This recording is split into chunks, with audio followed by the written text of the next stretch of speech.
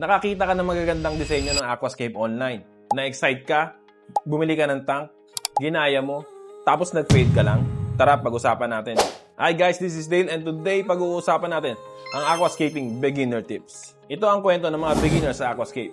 Na-excite sila sa simula, gumagastos na malaki, pagkatapos mamamatay na yung kanilang halaman at magkakalumot ng kanilang aquarium. Hindi mo naman talaga kasalanan yon. Wala lang talaga nagtuturo sa'yo. Kaya ngayon, bibigyan ko kayo ng mga tips. Una, magsimula muna sa simpleng setup. Huwag agad mag-ambisyon ng complex na aquascape. Ang pinakamagandang nakita mong aquascape online ang ginawa yun ng taong may napakarami ng experience. Magsimula ka muna sa low-tech setup. Wala mo ng CO2. Magsimula ka rin sa mga easy grow plants kagaya ng Java Fern, Moss, at mga anubias. Mag-start din muna sa simpleng layout. Pag-aralan muna ang basic at pag nakabisado na, tsaka tayo mag-upgrade. Pangalawa, cycle muna bago maglagay ng isda. Ito ang pinakakaraniwang pagkakamali ng mga beginners sa aquascape. Naglalagay agad sila ng isda. Hindi muna nila ito sinacycle. I-cycle muna ang tank mo ng 2 to 6 weeks bago maglagay ng isda. At gumamit din tayo ng water test kit. Kailangan wala na tayong ammonia, nitrite, at may konting presensya lang ng nitrate. Kapag naabot na to ng tank mo, ready na to para sa mga isda. Pangatlo, pumili ng tamang substrate. Ang substrate ay hindi lang basta lupa, gravel up substrate. Kailangan natin ng mga rich in nutrients na substrate kagaya ng aquasoil. Ang substrate kasi ang pundasyon ng lahat. Kapag mali ang substrate, hindi lalago ang halaman mo kahit anong effort mo pa. At pang-apat na tip, gumamit tayo ng rule of thirds. Ang rule of thirds ay isa sa pinaka-importante sa pag-design ng aquascape. Huwag ilagay ang focal point sa gitna, ilagay ito sa bandang gilid.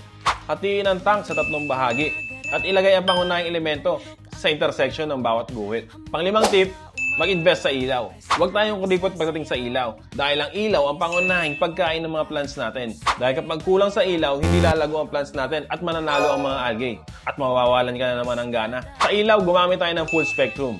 Lagyan din ng timer ng ilaw na 8 hours lang kada araw. At syempre, alamin natin ang par nito. Depende sa pangangailangan ng ating halaman. Pang-anim na tip ay regular water change. Ugaliin mag-water change isang beses sa isang linggo. 25 to 30% water change tayo. Ito ang pinakasimpleng paraan upang mapanatiling malusog ang tank mo. Inaalis nito ang mga excess nutrients at pinipigilan nito ang pagdami ng algae. Pang-pitong tip, at ito ang pinaka-importante sa lahat, mag-search muna tayo bago tayo bumili. Bawat plant may kailangan, bawat isda may requirements, at bawat equipment may purpose. Ang pinakamagastos na pagkakamali ng mga aquascaper ang pagbili ng walang alam. Kaya kaalaman muna bago gumastos. At ngayon ay tinalakay natin ang iba't ibang tips sa pagsisimula sa pag-aquascape. Bibigyan ko rin kayo ng bonus tip.